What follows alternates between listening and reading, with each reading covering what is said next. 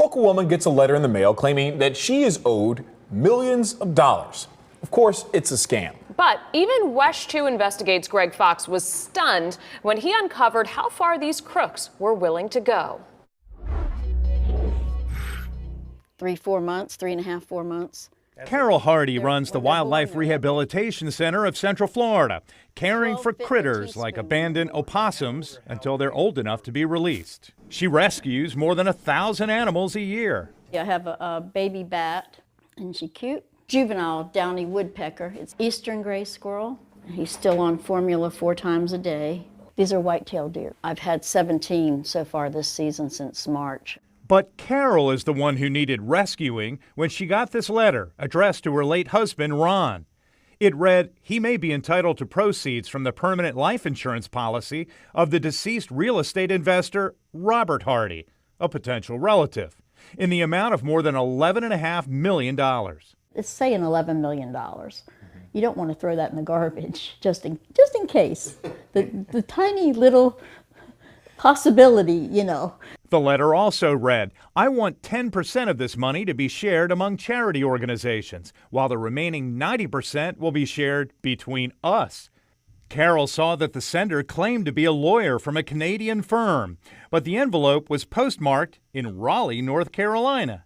Suspicious, Carol sent the letter to WESH 2 Investigates. I figured you'd be the one to have contacts and look into it and let me know for sure before I say no. What did you think when you opened this? I thought scam. There is a website for a Toronto law firm by the same name as the one on the letter, but the Canadian Bar Association could not verify it. So we called the number on the letter. Okay, so you don't want to talk about this right now. But as soon as we explained why we were calling, he hung up. No wonder. Take a close look at the attorneys on the bogus law firm website.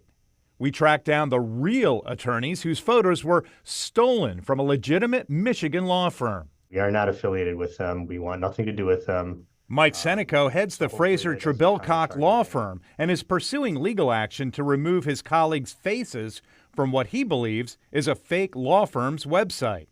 It's just disappointing that people would go this route to make a buck and to scam somebody out of money. After we shared what we found with Carol, she was relieved not to fall for this apparent scam. What do you think about these kind of people that... They are scum. They are the pond scum. Carol was targeted in what's called an inheritance scam.